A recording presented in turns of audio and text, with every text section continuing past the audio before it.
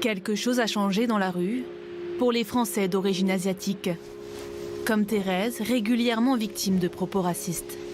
Les gens vont me dire va manger du chien en Chine, ils vont m'appeler Katsuni dans la rue, ils vont me dire Ni hao au moins 2 fois par semaine dans la rue. Les gens disaient qu'on était responsable du virus.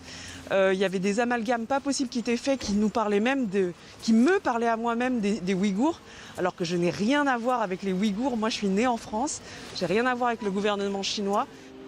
Du racisme ordinaire qui a pris une autre tournure ces dernières semaines.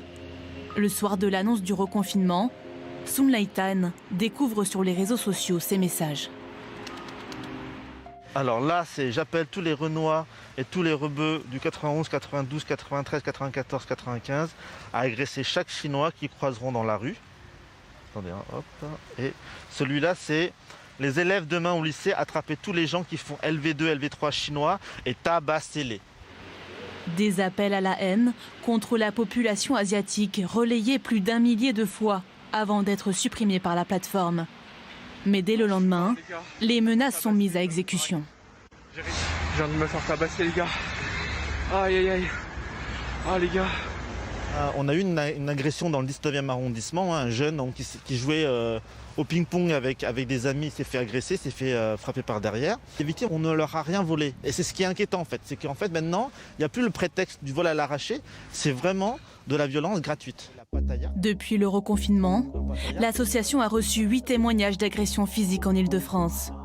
Comme celui de Françoise, qui s'est également fait attaquer par 2 jeunes en pleine rue. Tout de suite, les insultes racistes de type rentre en Chine, va manger du chien en Chine, c'est à cause de toi qu'on a le coronavirus. Ces insultes sont traduites par des crachats, des menaces et puis des coups. Et ils m'ont arraché les cheveux. J'avais les yeux qui ont gonflé parce qu'ils ont ciblé les yeux. Là, je suis choquée. Je suis choquée par toute cette violence. Le coronavirus, c'est un prétexte. Je pense qu'en fait, l'apparition du coronavirus a un peu ouvert la boîte de Pandore. Ce qui fait en fait, allez, on s'est donné à cœur joie.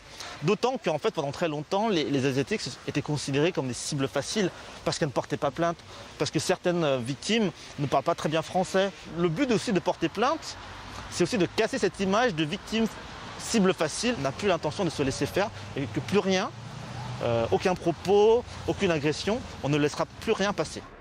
Première victoire pour les associations. Jeudi dernier, la Cour d'appel de Paris a condamné 3 hommes à des peines exceptionnelles, allant jusqu'à 7 ans de prison, pour avoir agressé et volé une trentaine de personnes asiatiques. Mais pour que la situation change vraiment, selon Thérèse, c'est le discours politique qui doit évoluer. Le virus chinois de Trump, tout comme plein d'autres discours justement de nos dirigeants, déforme en fait la réalité.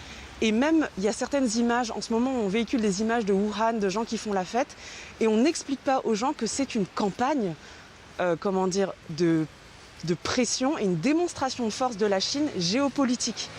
Et c'est ça, en fait, qui crée l'amalgame et le problème, c'est qu'on n'explique pas suffisamment à la population que le gouvernement chinois n'est pas lié aux populations asiatiques de France.